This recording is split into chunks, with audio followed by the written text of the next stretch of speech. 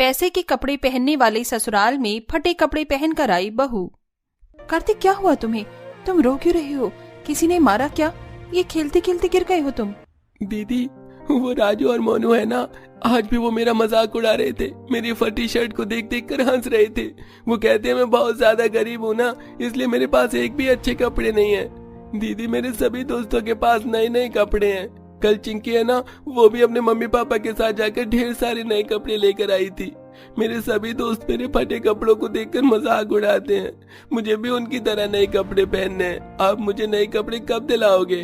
कार्तिक, ऐसे रोते नहीं, भगवान जी सब देख रहे हैं। एक दिन जरूर तुम नए कपड़े पहनोगे।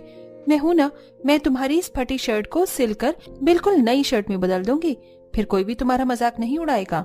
रश्मि अपनी 11 साल के भाई कार्तिक के आंसू पहुंचती है और उसके पिता की शर्ट को सुई धागे की मदद से सिलने लगती है। रश्मि अपने भाई और माता पिता के साथ एक छोटे से गांव में रहती थी और यूं ही इसी तरह सुई धागे की मदद से लोगों के कपड़े सिलकर और कभी कभार किसी के घर में झाड़ू पोछा लगाकर रश्मि अपने परिवार का गुजारा चलाया करती थी। गरीबी के चलते परिवार में से किसी के पास भी एक नया कपड़ा नहीं था। न जाने सालों से कब से पूरा परिवार फटे हुए कपड़े पहनते आ रहा था। अरे हाँ मेहता साहब, आप फिक्र मत करिए, ये डील तो हमें ही मिलेगी। भला आज तक हमने कोई डील अपने हाथों से जाने दी है क्या? चलिए मैं रखता हूं, बाकी के डॉक्यूमेंट्स मैं आपको मैनेजर के थ्रू ईमेल करवा दूंगा।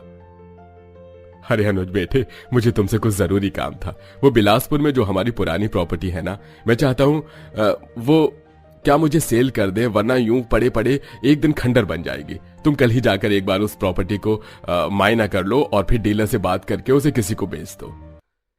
ठीक है दादा, मैं कल ही बिलासपुर के लिए निकलता हूँ। अगले दिन अनुज अपनी बड़ी सी गाड़ी में मैनेजर के साथ इस बिलासपुर गांव में पहुंचता है जहां रश्मि अपने परिवार के साथ रहती थी। अपनी प्रॉपर्टी का अच्छे से मुआयना करने के बाद अनुज गांव के इधर उधर घूमने लगता है कि तभी अनुज की जेब से बिल्कुल उसके कपड़ों जैसा ही पैसे का बना एक रुमाल गिर जाता है, जिस पर पास से गुजर रही रश्मि की नजर पड़ती है। अरे ये क्या?